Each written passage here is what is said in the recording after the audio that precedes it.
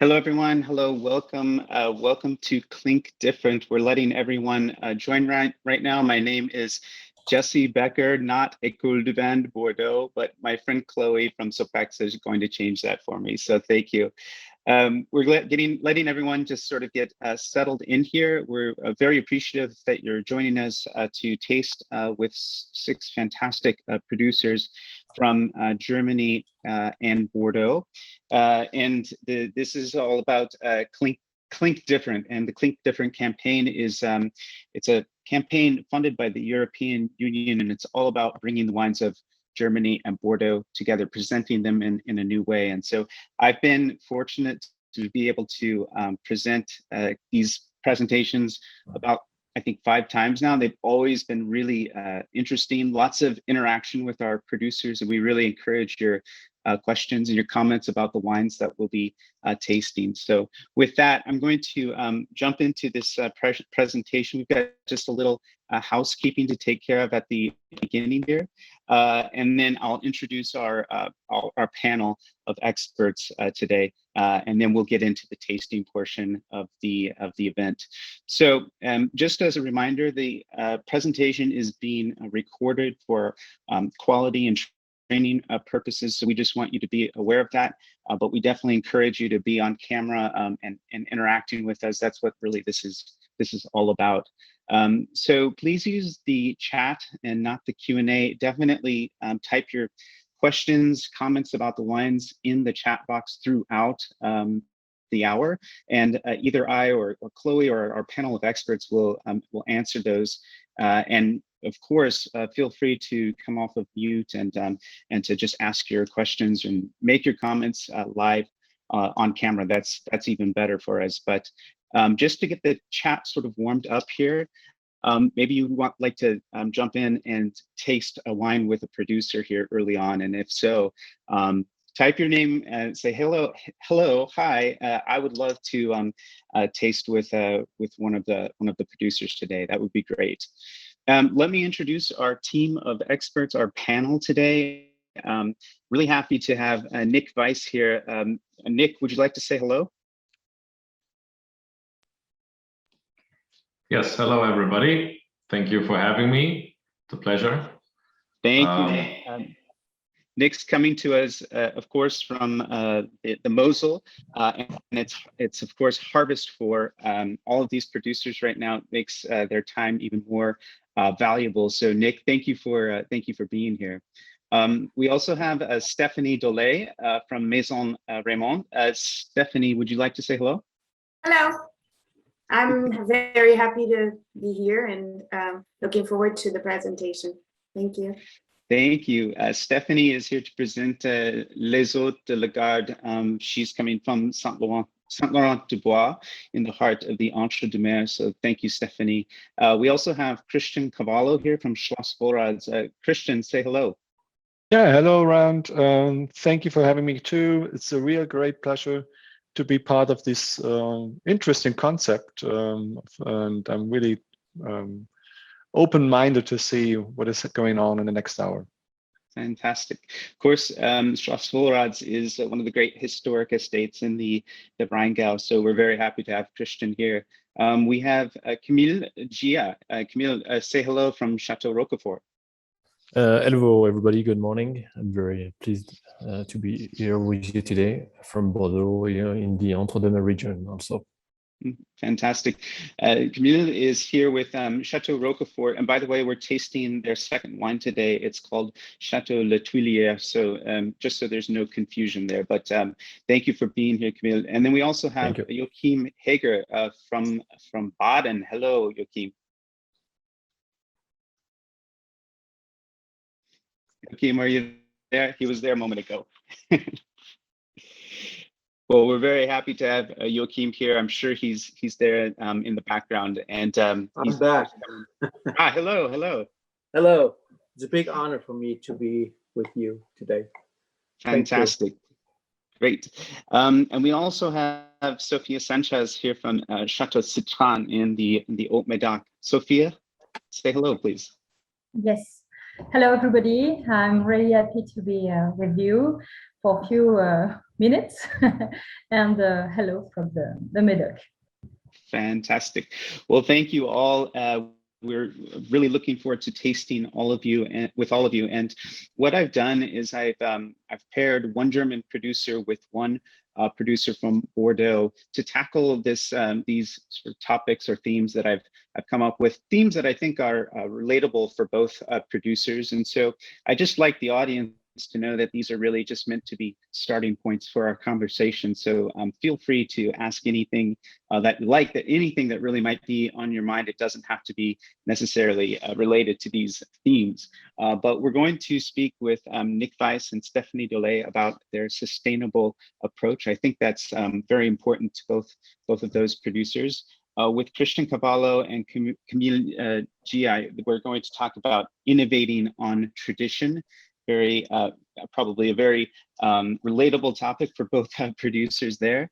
And then also with Joachim Hager and Sophia Sanchez, this one's really more about terroir. I'm calling it bringing the landscape into the bottle. But and then of course we've saved a little bit of time at the end for the Q&A. So we will get to any questions or comments that you might have about these producers or the wines we're tasting. We've saved time for that at the end.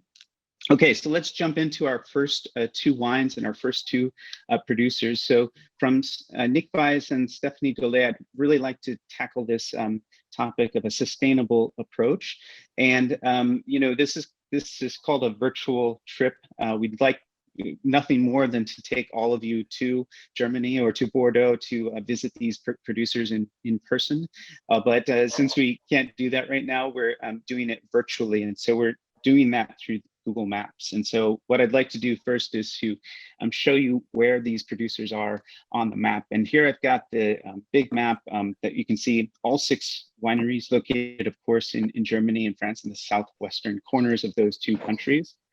And let's find Nick Weiss's winery first. So if we hone into the sort of southwestern part of Germany, and I say southwest, but of course we're talking about quite far north in the northern hemisphere. In fact, Schloss Vollrads, that would be right at the 50th parallel north. So it's quite northerly for wine growing, of course. But here's the location of the 3 wineries. So we're visiting Rheingau, Mosel, and Baden today. And if we find the village of Leuven, we're talking about the middle Mosel here, where we would find Nick Weiss's winery. So that's a fantastic shot of beautiful Mosel River, very typical, I think, of the landscape there. If you've never been to the Mosel, you must go. It's one of those places that sort of takes your breath away when you first see it. And just a quick look in the cellar here at Weingut Nick Weiss. And then we're also going to, in this first tasting, visit Maison Raymond, which is the producer of the white Bordeaux that we have today. So it's Les Hôtes de la Garde.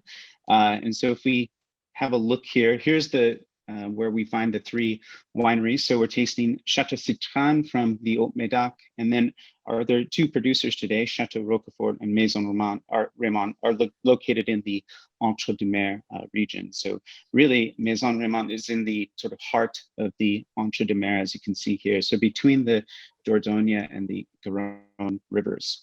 There's just a quick look at the winery, very modern. I want to hear maybe from Stephanie about the architecture here, because that's not the typical chateau we think of in Bordeaux. So, and just a quick look at the cellar here as well. So with that, what I'd like to do is jump into these first 2 wines, and maybe what we should do first is have Nick Weiss introduce himself, introduce his wine, and then we'll move on to Stephanie. So Nick, I'll let you take over.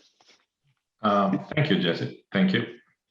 Yeah, my name is Nick Weiss, and I'm the owner and the winemaker at Nick Weiss St. Obernshof Estate Winery in Leuven in the Moselle Valley in Germany.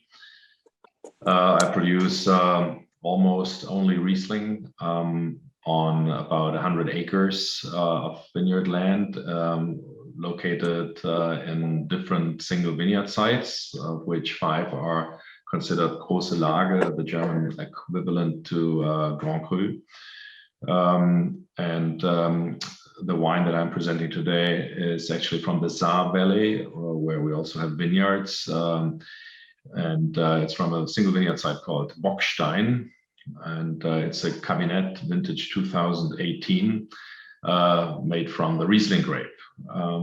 Cabinet is one of the specialties, very typical wines from our wine region, since it has a touch of natural residual sweetness and a low alcohol content of, in this case, only 9.5%.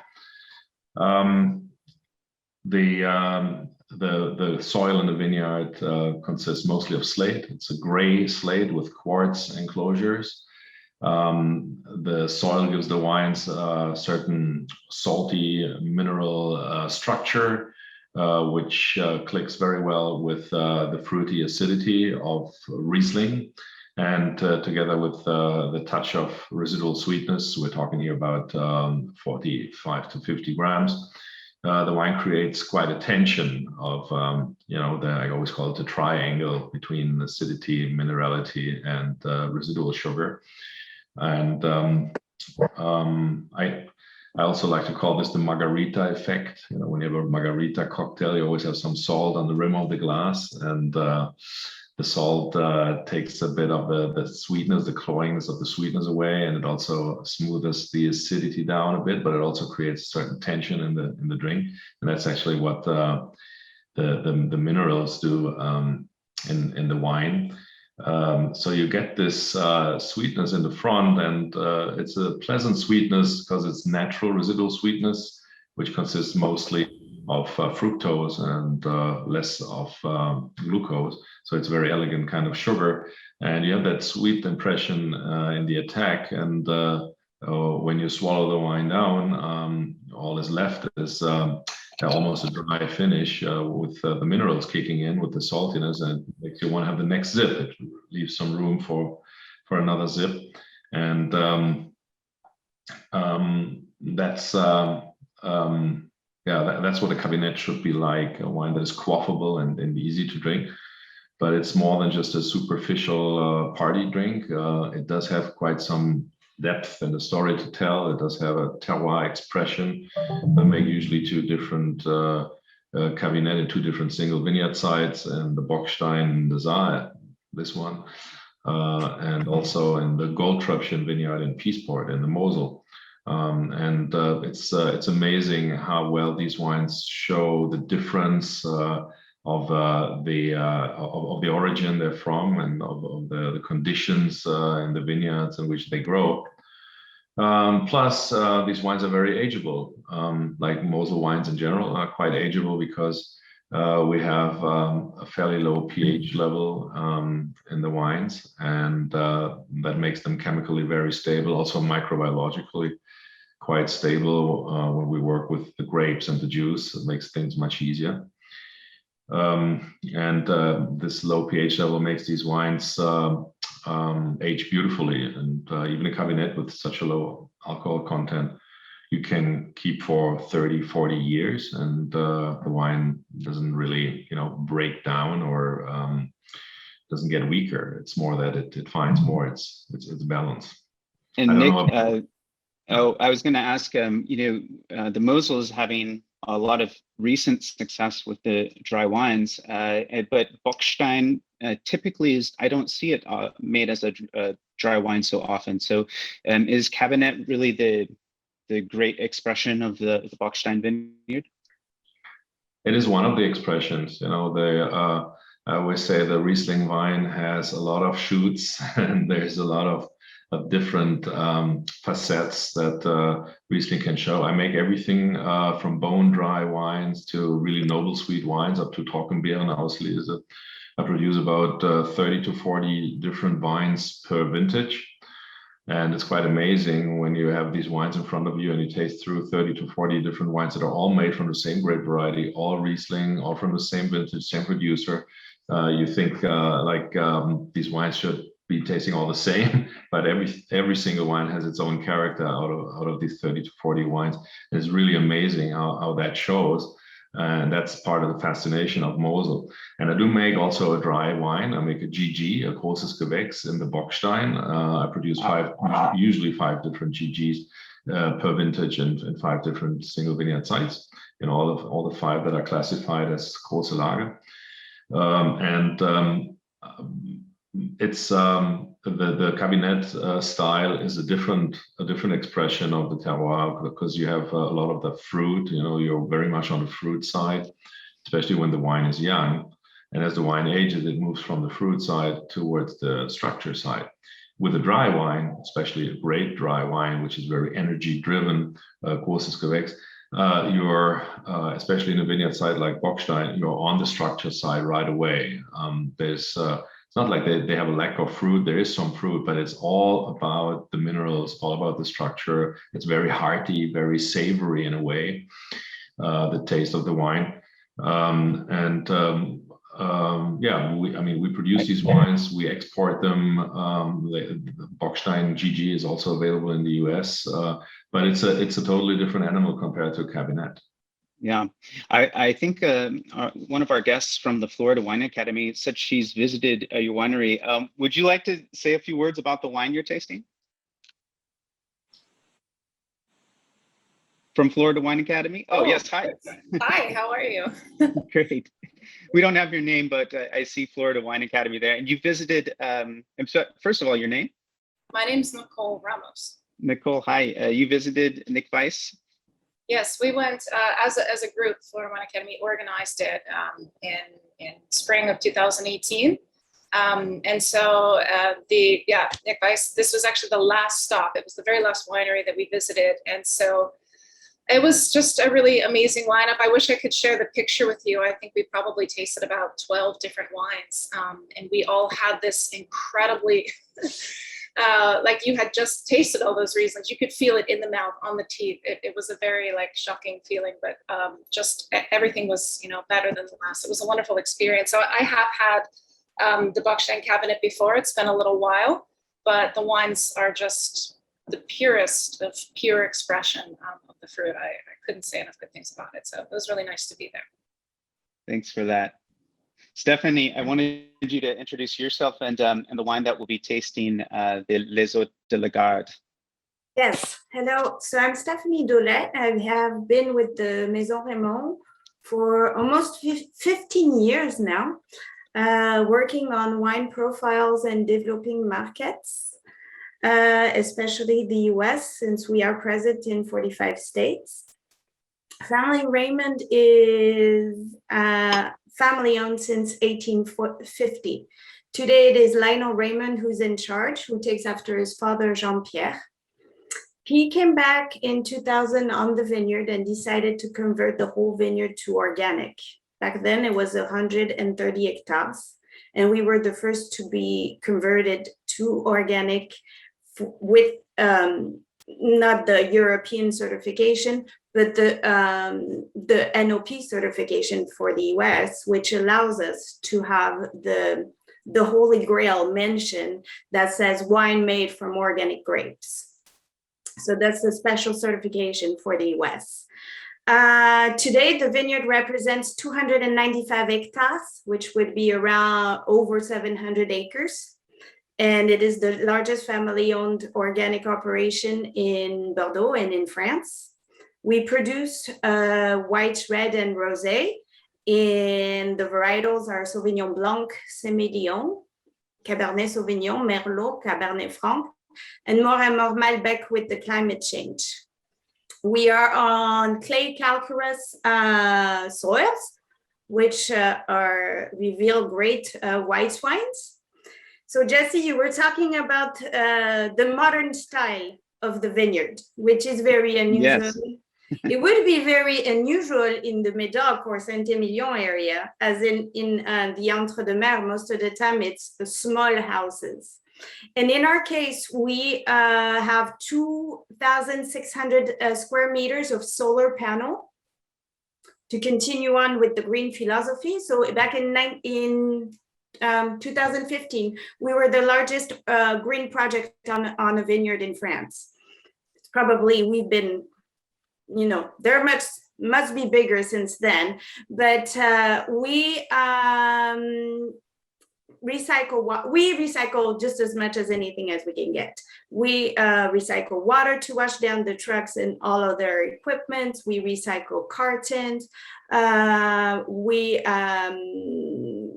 We use light bottles. We also use sugarcane corks, labels made out of peach seeds and grape stems and grape skins.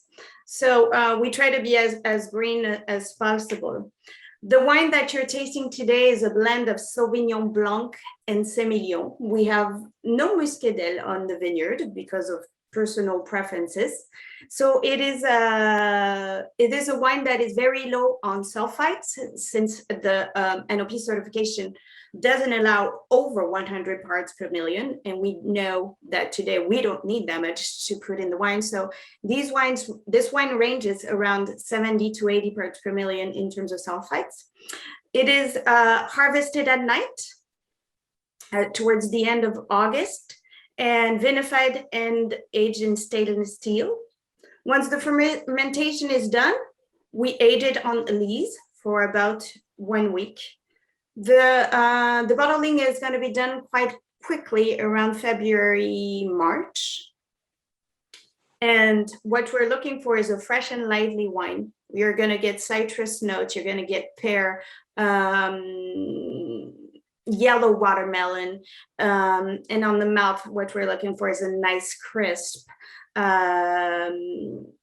very with a nice volume on the mouth and a hint of acidity towards the end. So a classic entre deux mer, but with a modern style, just like the Maison Raymond and what we do on the vineyard. Fantastic. I thought Guillaume had a great question in the chat. Do you want to just ask that question live on camera, Guillaume? Is it a market demand to be sustainable? Actually, the production is not enough compared to the demand. The demand on organic wines and biodynamic is superior than the production today. His question was, do you think labeling a wine as organic has an impact on the sales in Europe or the US? Today, yes. Back in 2000, not at all. If they thought we were hippie wines. So they would tell us, okay, we'll bring on your wine because we like it, because it's good, but please don't put it's organic on there. Now, today they ask us to put it on the label, on neck cones, just about everywhere. And Nick, I just wanted, thanks for that. And I just wanted to ask you, Nick, I think sustainability is becoming increasingly important for your winery as well. I just wanted you to make a comment on that as well. Yeah, I consider sustainability as something very important. As a winery, my family has been making wine for many generations.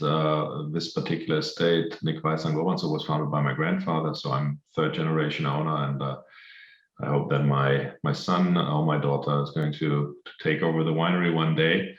That's one of the best reasons to work sustainable. If you want your winery to be continued.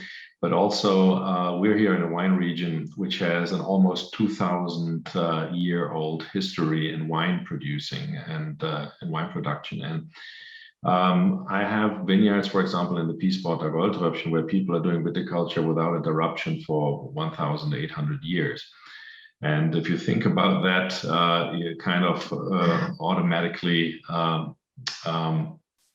you draw the consequence that you want to pass on that vineyard land in best possible shape to the next generation, because you don't want to be the idiot who ruined it all after 1,800 years.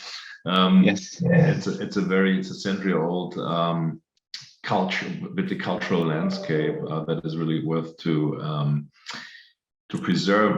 But I look at sustainability from two different angles. First of all, there's the sustainability in terms of preserving what you have, preserving environment, work in a way that you save the environment, and that that what you do can be done for many more generations. But another aspect of sustainability is to work sustainable, to produce sustainable wines in a way that you have wines that can age for a long time. That's another version of sustainability. Quality has a lot to do with producing things that can last for a long time. And I think one aspect of quality is ageability in the wine. And ageability is another kind of sustainability. So you achieve both sustainability as somebody who does viticulture, who works with nature, who lives on this planet, who lives together with other human beings, other creatures. You work together with plants, but then also what you produce should be sustainable in terms of long lasting. This is my approach to it. Fantastic. I can see the chat box is getting warmed up now. So we have to jump to our next two producers. Thank you, Stephanie. Thank you, Nick. If there's a question or comment in there that you can answer while we get into our next two lines, please help us out with that. But we're going to move on to our next two wineries. So let me jump back into the presentation here. One moment. Great. Yes. So by the way, the two wines you just tasted, here's the technical data on the two wines in case you're curious, but we covered all of this with our two producers. So thank you for that. I wanted to talk to Christian Cavallo and Camille Giai about this concept of innovating on tradition. And I think this is something both of these producers can speak to. Schloss Vollrads, of course, is one of the great historic estates in the Rheingau in Germany. So let's find these wineries on the map. So here's our three wineries located in Germany, but specifically we're headed to the Rheingau. And you can see Rheingau is quite small, really, as a wine region. It starts in Hochheim and makes its way all the way to the west, ends in Asmundshausen as the Rhine River turns north. And you got this perfect south exposition, and of course, some very important historic producers here in this region. So there's the location of Schloss Vollrads in Österreich-Winkel. And then there's the beautiful estate, and that is fantastic. I love that shot. And there's another great shot of the estate. And then let's locate our producer from Bordeaux. So we're going to here are the three wineries, and we are again in the Entre-deux-Mers region, but we're visiting specifically Chateau Roquefort. So Chateau Roquefort in Lugassan, right? And here's the beautiful estate. In fact, you can see that that estate on the label, the Chateau Le Tuileries that we're tasting today. And just another beautiful shot of the landscape here. So let's speak to our two producers here and talk about this idea of innovating on tradition. Let's start with Schloss Vollrads. And Christian, we need an introduction from you and an introduction to this great estate. Yeah, thank you very much for passing me. Yeah, Schloss Vollrads, as you mentioned, one of really the anchor points of German viticulture, one of the long traditional wine estates still operating, founded actually by a noble family, by nobility, the former lords of this little village Winkel down the riverbanks. You saw the map before. Founded this estate first as a castle. You see probably by my back the tower, which is from afar the signature of the winery.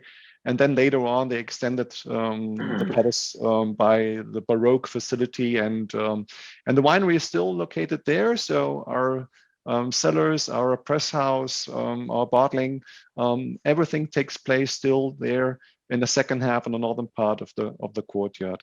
Coming back to tradition, Schloss Vollrads is selling wine officially for more than 800 years.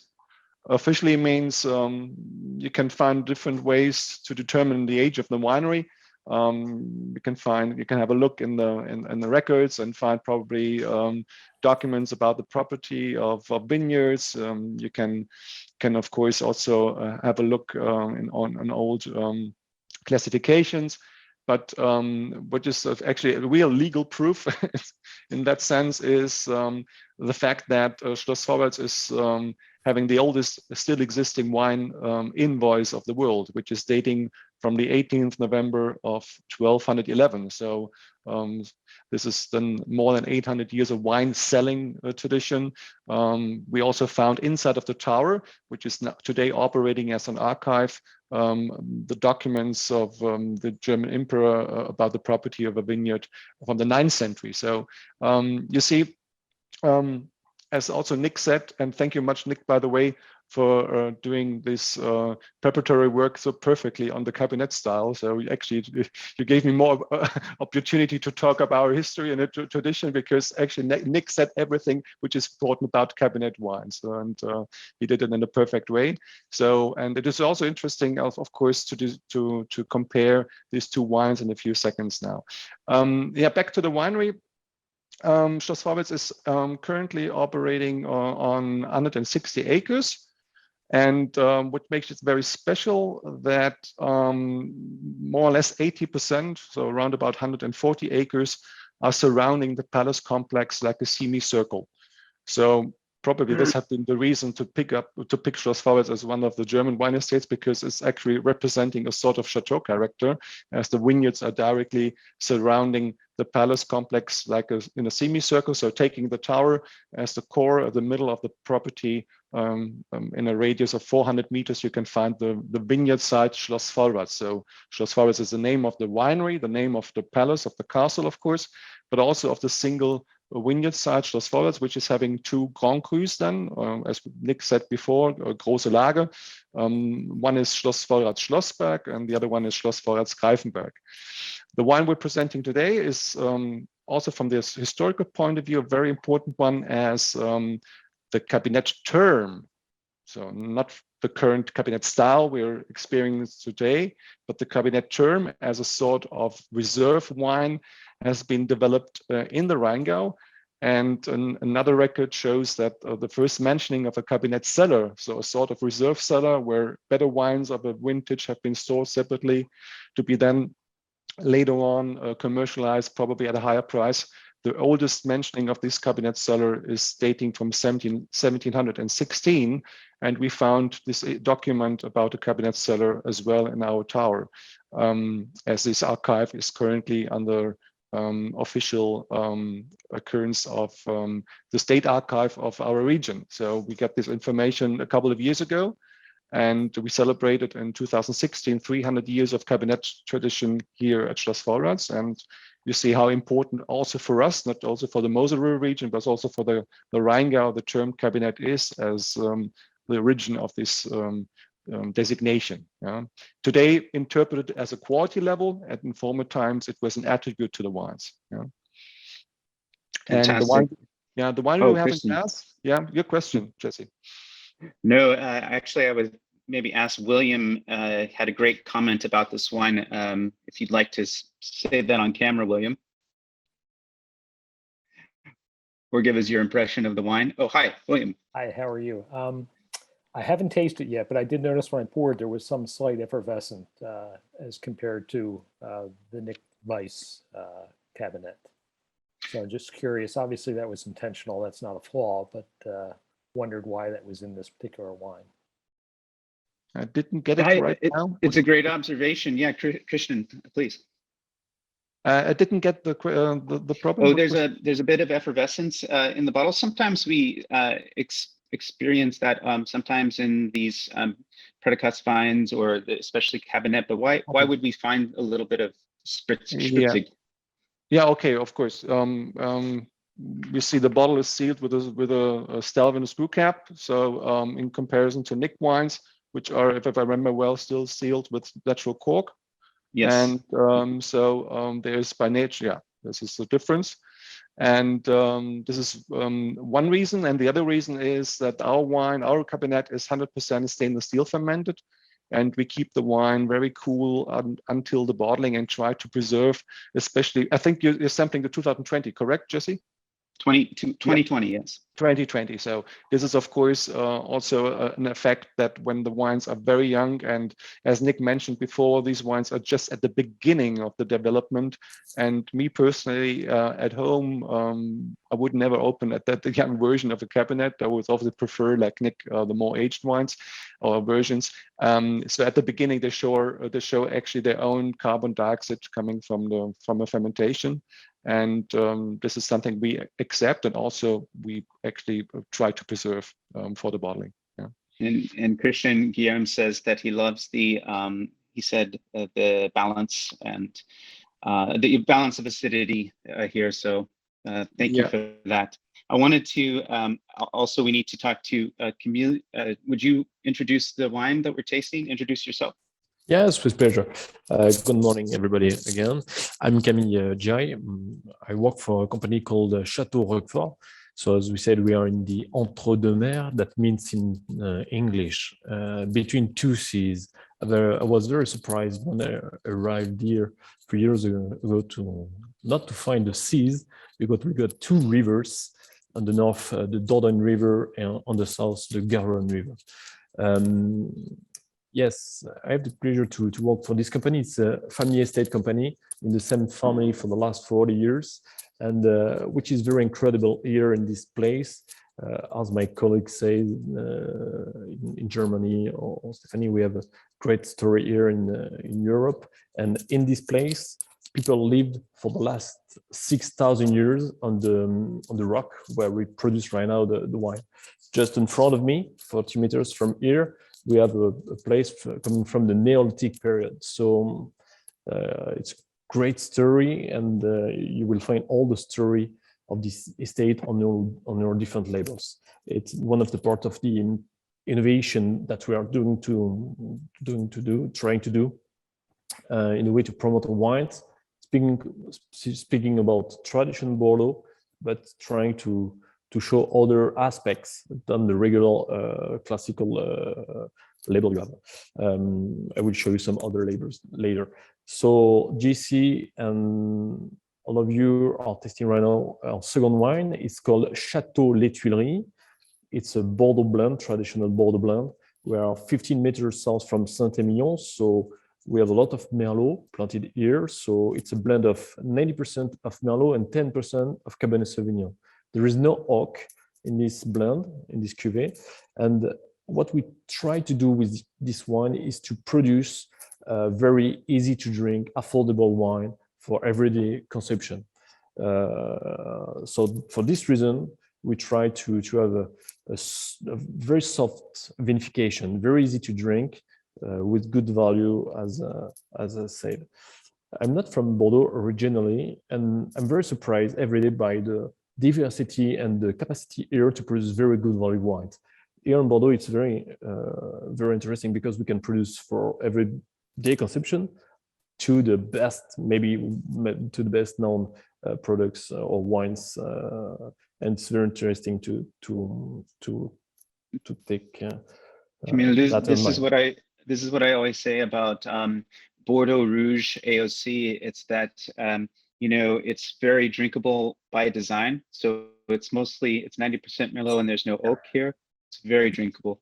It's the brand of Bordeaux we can drink every day, so it offers great value for the market. But the other thing I always like to say is that it's in theory a wine from anywhere in Bordeaux, but usually it's from somewhere special. And you already mentioned it's 15 kilometers from Saint-Émilion, so that checks all my boxes for great Bordeaux Rouge.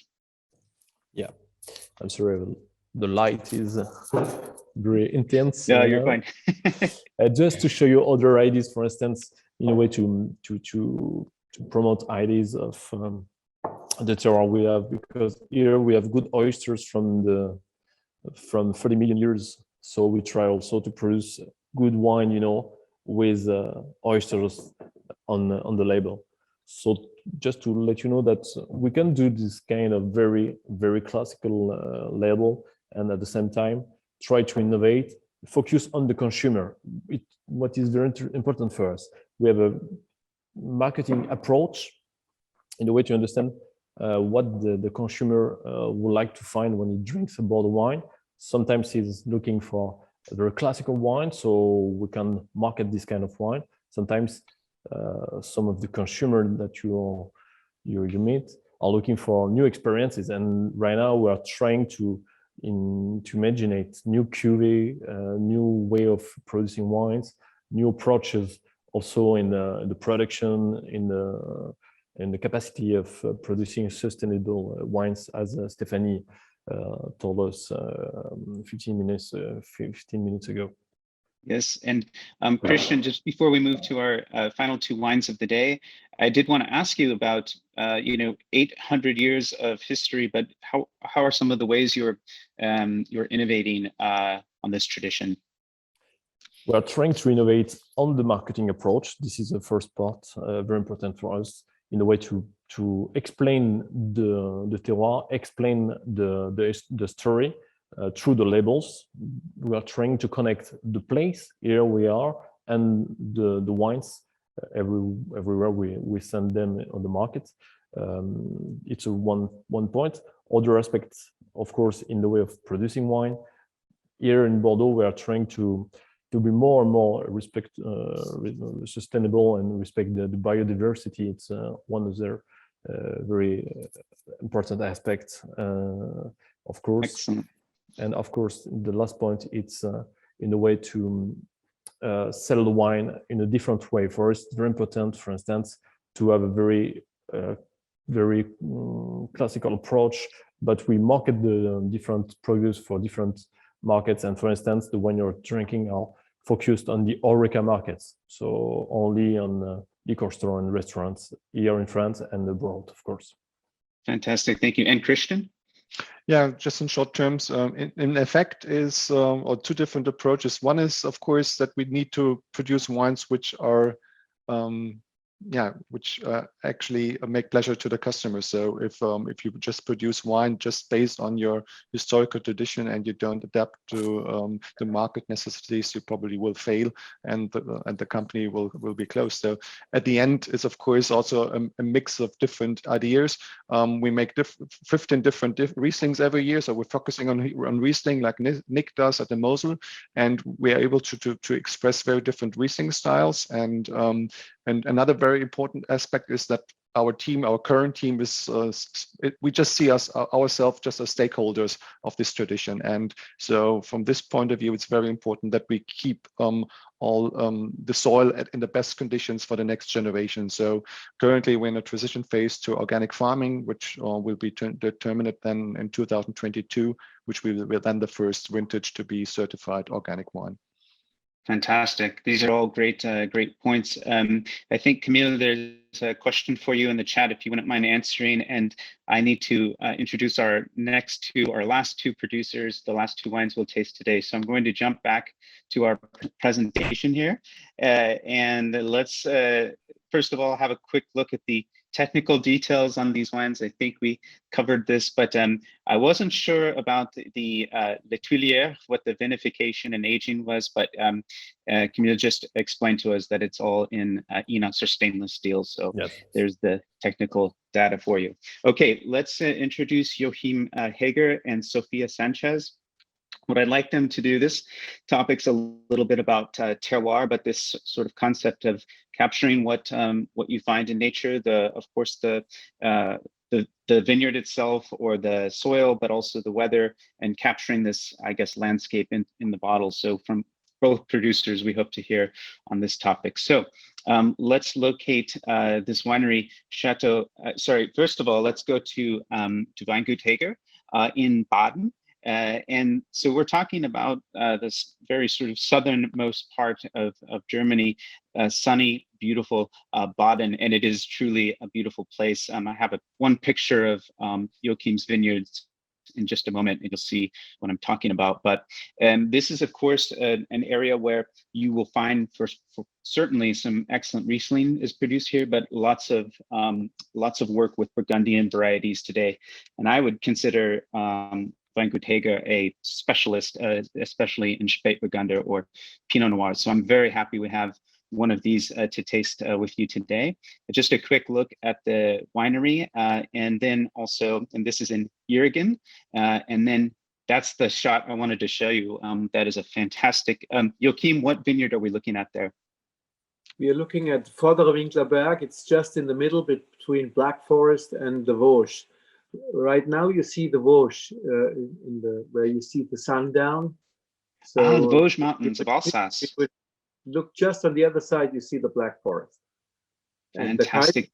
the small mountain just in the middle between the two famous areas, Black Forest and wonderful. Great. That is we are just looking place. to a Pinot Noir vineyard in the Vordere Winklerberg, and this is facing on volcanic soil.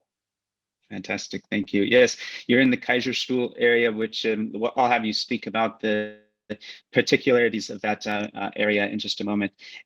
So then also we need to find Chateau Citran, and this is our winery located in the Haut-Médoc. The village is Avançon, but I'll have to ask Sophia where exactly they are. I think you're not so far from the appellation of Margaux, it looks like, because I see Arsac Yes, on the map. that's right. We are just between Margaux appellation on the north and Moulis, because there is a different place for the Haut-Médoc appellation, and we are more actually in the south of the Médoc. Just a quick look at the cellar there. I want to ask you, Sophia, you'll probably tell us, but does this mean you're on the Pyrenean gravel because you're a little further from the river? Yes, of course. We have the both gray soil, very with the gravel, and also clay. That's why it's maybe we can explain after that. For the blend, there is Cabernet Sauvignon and also Merlot. Okay, we have two type of. Very good. I think the order to taste these in would probably be to start with Joachim's wine, the Tuneberg Pinot Noir or Spätburgunder. I think we're getting more and more used to saying Spätburgunder here in the US, Joachim. So you choose to write Pinot Noir on the label, but we know Spätburgunder now. This is the specialty of your winery and your area. Can you introduce the wine and tell us about the Kaiserstuhl area?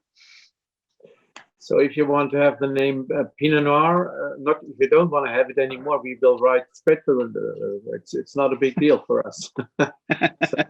It's not up to me, but information. So I'm living in the Kaiserstuhl area, but as the name says, Tuneberg, it's a neighborsville vineyard. It's just 2 miles away from my village of Ehringen. And the Tuneberg is a even a smaller little hill with calcaire, or if you say limestone. And on this little mountain, we have more than 51% of Pinot Noir. And this wine is coming from Tuneberg, and it's grown in loess and limestone. So the wines are very aromatic. You find cassis, you find herbs, you find spices, you find strawberry, raspberry, cherries, and violets. If you smell the wine, and they are very fruity, they are not very tannic, and so they are just enjoyable wines that match very good with food. Yeah, and if people in the audience don't already know this, Germany is now the world's 3rd largest Pinot Noir producer. And Joachim, they've gotten very, very good as of the last several years, and it's probably related a bit to climate change, isn't it? And what is very interesting, Baden is number 3. So Germany is Germany is number 3, and Baden, where I come from, is number 6. So it's pretty important. It's more than, I think it's already 40% of the whole surface of Baden is planted with Pinot Noir. So if you imagine, we have 15,000 hectares of vineyards. So 38% it's a lot, Pinot Noir. And we have a long tradition. We have the first planting in 869 by Charles the Fat One. And the theme I was wanting you to speak about is capturing the landscape in the bottle. And maybe you can tell us what's unique about Pinot Noir from your specific area, from the Kaiserstuhl area, maybe comparing it to the R or to the Rheingau or Franken. I think it's very hard to compare because I like them all. I think I have my best friends in Pinot Noir area, so I educated Mike Neckel, and I'm a very good friend with Paul Fürst. I think Pinot Noir shows the most where it comes from. So you shouldn't compare. Maybe you compare a wine from the Kaiserstuhl area with another wine from the Kaiserstuhl area, but it's almost impossible to compare it with the wine from Assmannshausen. I think every wine is very special, and it shows very, very much the soil and all the facts that makes it to the wine that they are in the bottle. So I think all specific personalities. And I think it was Jose who wrote in the chat that he didn't know how great German Pinot Noir could be until he visited Germany and tasted them there. But we're seeing more and more of the great German Pinot Noirs in the US. So thanks to some great importers. So it's a great thing that we're being exposed to them and learning more about them all the time. Yeah, and I think we will go, we are very ambitious, and we have big plans. We want to become better and better. And during the last 25 years, I think it was a big surprise for many other wine countries how well Pinot Noir does. Fantastic. So even though we are the warmest place in Germany for Pinot Noir, but I think it's only 2 hours to Burgundy. So we are close, and we drive there, and we like to learn, and we visit them, and maybe you can feel it in the wines. Absolutely. And Sophia, I wanted you to introduce yourself and Chateau Citron. Yes, of course. So I'm the general manager of Chateau Citron since 5 years. Chateau Citron, it's yeah, thank you. It's a very old property. The history of the chateau starts in the Middle Age, in the 13th century. So it's here from a long time. It's a beautiful place with nice garden where you can see the peacocks. That's why there is a peacock on the label, around 15. It's the owner of the chateau is the Merlot family. It's quite famous because also the owner of Chateau Vaux-la-Rose in Saint-Julien. So Chateau Citron, it's au Médoc, as I told you, between Margaux and Moulins. The property is quite big. It's 100 hectares. We produce 300,000 bottles per year of Chateau Citron. There is 2 parts of the vineyards. In one way, there is more gravelly soil, and this part is very good for our Cabernet Sauvignon. It's very nice, you know, the Médoc area, it's very low altitude, but on this place there is some hill. So thanks to that, it's very interesting for us for the Cabernet Sauvignon. And in another place, more in the town of Avançon, we have a very interesting clay soil, and it's good for our Merlot, and also since 10 years, we have a very beautiful Cabernet Franc and the Petit Verdot. So that's very interesting for us to have different soil, because the Médoc area, it's a very magic place between the Ocean Atlantic and also the La Garonne, the river. So then, thanks to that, the climate, it's very interesting. Not too hot during summer, very wet. Sometimes it's quite difficult because of different problem like mildew, etc. But also thanks to that, it's very special. So like in when you cook, it's very interesting for us to have different soil, and thanks to that, to have different cepage. And we made the blend, and every chateau has its signature. in Chateau Citron, we have a special signature. For example, for the 2016, it's 50 Merlot and 50 Cabernet Sauvignon.